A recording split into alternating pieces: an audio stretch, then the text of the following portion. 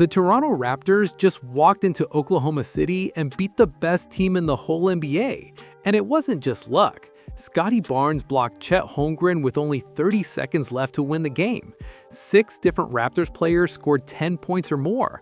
They were so good on defense that they held SGA to only 3 points in the entire fourth quarter. This is the same team that was terrible last year, finishing 11th in the East with only 30 wins.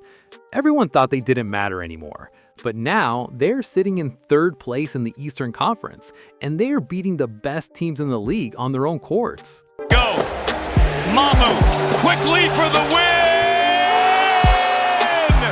Quick, Johnson at the end! So what the hell happened in Toronto? That is exactly what we are breaking down today. This is not just some lucky hot streak or a fluke. The Raptors have built something very real. They have a genuine identity that makes them one of the most dangerous teams in the East right now, and almost nobody is paying attention. Here's the thing about the modern NBA. Everyone just wants to outscore you. Every team is chasing three-point volume, fast pace, and space. The league has become a total arms race for points. The Raptors looked at all of that and said, nah, we are going the other way. Toronto currently ranks 4th in the entire NBA in defensive rating. This is happening in a league where people say defense is dead. The Raptors are winning games by making life totally miserable for opposing offenses. And here's what makes it even more impressive. They're doing this while ranking 26th in three-point percentage. Most teams with that kind of bad shooting would be fighting just for a play-in spot. But Toronto is sitting 3rd in the East. That tells you everything about how good their defense actually is. They're winning games without one of the most important skills in modern basketball. The math shouldn't work, but it does, because their defensive identity is just that dominant. Head coach Darko Rajakovic has started something you don't see often in the NBA anymore. It is a European-style system built on early pressure and ball disruption. The Raptors do not just sit back and let you run your offense. They do not wait for you to get into your sets and then react. They attack ball handlers before the play even develops. They force you into total chaos before you can even get comfortable. They make you work for every single possession. It requires everyone to buy in. You need high motors and competitive intensity on every single play. You cannot take possessions off in this system, and the Raptors have fully committed to it. On the other end of the floor, they move the ball constantly. Toronto ranks 5th in the league in assists per game at 29.1. They do not have one guy holding the ball for 15 seconds before launching a bad shot. They swing it, they cut, and they find the open man. It is unselfish basketball in an era dominated by solo scoring. The organization has clearly picked culture and the team-first mentality over individual stars. Rajakovic even got a contract extension through 2027. The front office believes in what he is building, and the results speak for themselves. That identity was on full display in their biggest win of the season. The Raptors walked into Oklahoma City to face a Thunder team that was 37-9. That was the best record in all of basketball. OKC had not lost a home game to Toronto since 2022. The Thunder were heavy favorites, and this was supposed to be an easy win for OKC. But Toronto won 103-101. It was a masterclass in everything this team has become. Let's start with Emmanuel quickly, who was absolutely on fire. 23 points, 11 rebounds, and 6 for 10 from deep. He came out firing with 9 points in his first 6 minutes on the floor. The guy was hunting shots from the opening tip, and OKC had no answer for him. And when the game was on the line, when Toronto needed a bucket, quickly stepped up. He drilled back-to-back threes from the same spot to give them the lead. Cold-blooded. That is the type of shot-making you need in playoff basketball. He then sealed the win with 2 free throws inside the last 10 seconds. Then there's Scottie Barnes. His stats look modest, with only 10 points on 3 for 8 shooting. That was not his best offensive night, but the box score is lying to you. Barnes grabbed 11 rebounds, gave out 8 assists, and recorded 3 huge blocks. He was everywhere on defense, messing up passing lanes and protecting the rim. The biggest moment of the game happened with 30 seconds left and Toronto holding a tiny 2-point lead. Chet Holmgren got to a spot for a jumper, but Barnes smacked his shot away and grabbed the ball. The game was essentially over right there. That is the kind of impact that does not show up in points per game. It did not end there. After Jamal Sheed missed 2 free throws with 13 seconds left, a moment that could have been a disaster, Barnes tipped the rebound out to a teammate. That allowed Toronto to keep the ball and run out the clock. Those were 2 clutch plays in the final 30 seconds. That is your best player making winning plays when everything is on the line. But the real story was what they did to Shai Gilgeous-Alexander.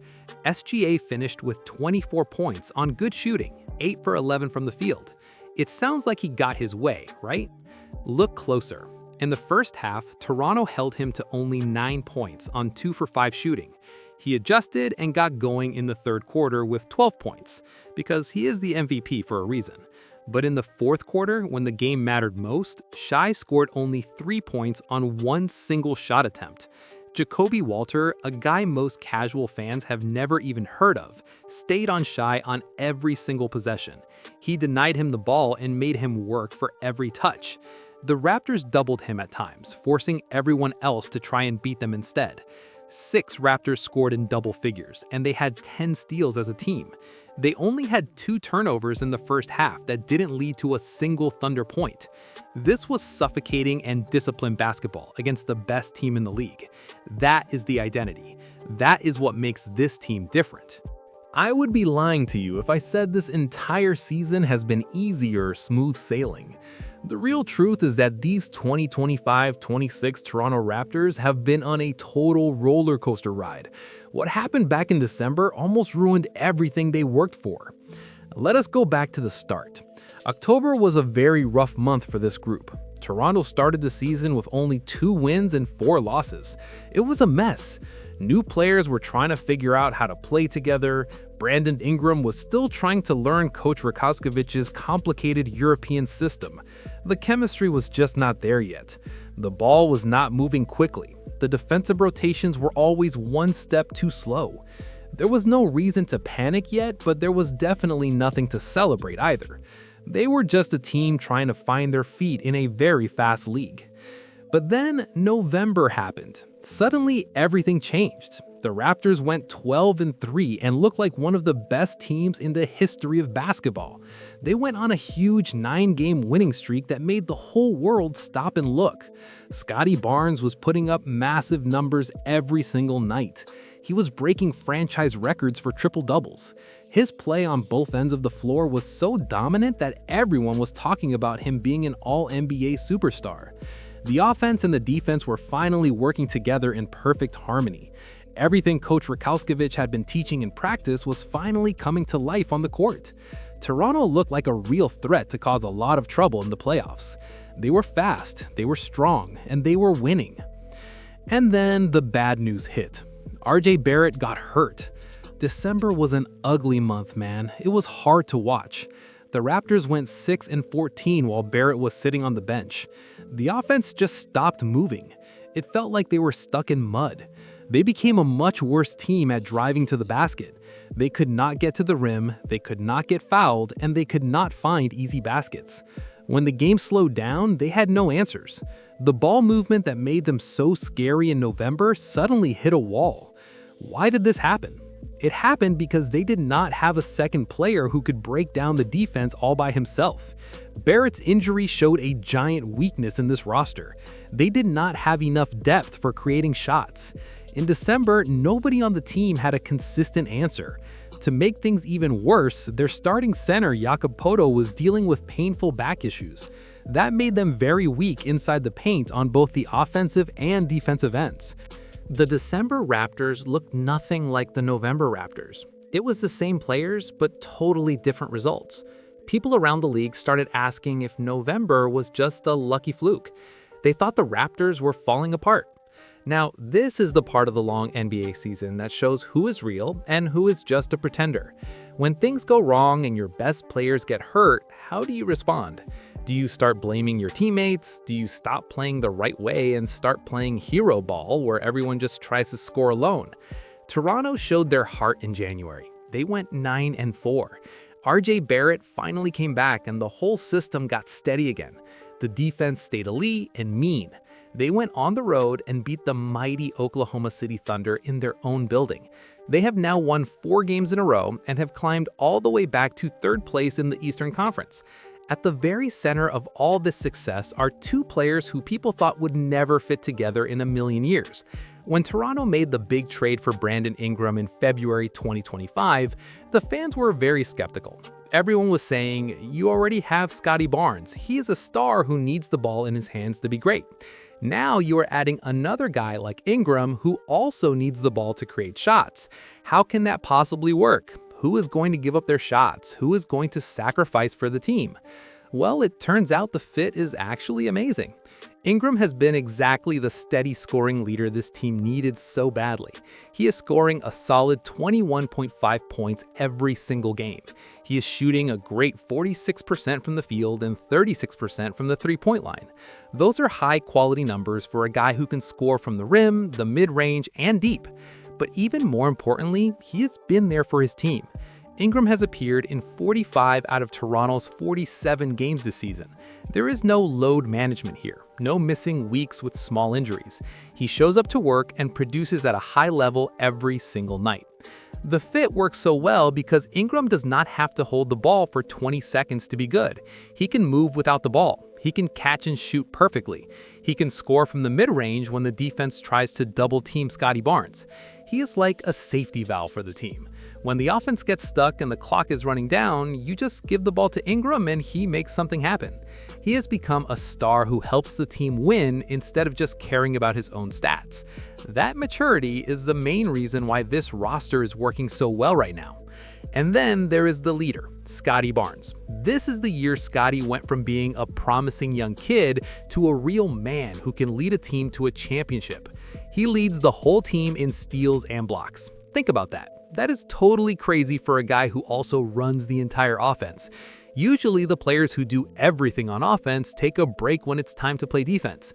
Not Scottie Barnes. He plays harder on defense than anyone else. He is a rare two-way monster.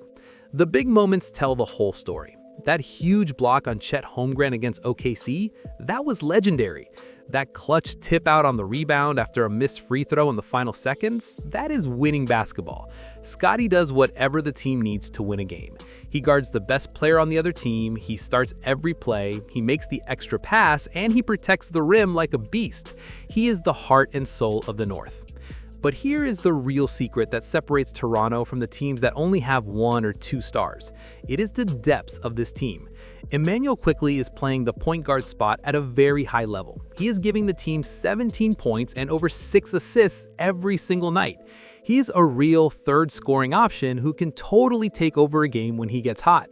We all saw what he did against OKC. His shooting is what gives the team the space they need to move. Then you have Mamu, who comes off the bench with 11 points and so much energy that it starts a fire for the whole team. Then there's Jamal Shead. He is a total pest on defense. He makes every guard in the NBA feel uncomfortable. He's always in your face, poking at the ball and playing with a high motor. And don't forget Jacoby Walter. He is turning into a lockdown defender right before our eyes. Just go back and watch what he did to Shai Gilgeous-Alexander. He made the MVP look lost. Then you have Grady Dick, who is always ready to hit a big three-pointer when the team needs it most. Even the rookie, Colin Murray-Boyles, is helping the team with 7 points and 5 rebounds every night.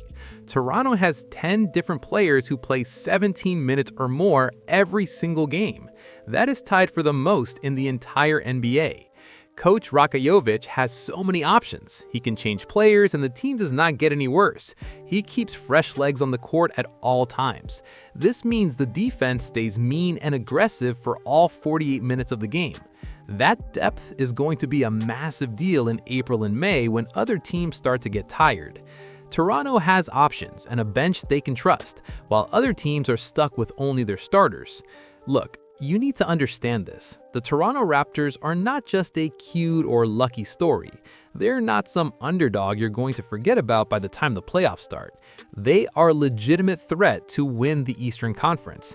They're built on a foundation of tough defense. They're built on deep talent. They are built on a European system that works even when the stars are having a bad night. Just look at the change. Last year, this team was 30-52. They were irrelevant. Nobody talked about them. This year, they're going into the loudest arenas and beating the best teams in basketball. They're climbing the standings because they belong there. Scottie Barnes has officially become a superstar. Brandon Ingram has finally found the perfect home for his game. Coach Rakojovic has built an identity that wins games. They have already proven that they can handle injuries, handle losses, and come back even stronger than before. And here's the scariest part for the rest of the league. They are still getting better every day. This core group has barely played one full season together. Their chemistry is still growing. These are not the old Raptors that everyone used to bully. These Raptors are hunters. The rest of the East better wake up and pay attention before it is too late. So I want to hear from you guys. Do you think the Toronto Raptors are a real threat to go to the finals? Or do you think they're still one piece away from being truly elite? Tell me exactly what you think in the comments below. I read all of them. Also, make sure you hit that like button if you enjoyed this breakdown. If you want to see more NBA stories and deep dives just like this one, make sure you hit the subscribe button right now. Don't miss out on our next video. You can also check out one of the other videos on your screen right now to keep the basketball talk going. Thank you for watching Basketball Pulse. We will see you in the next one.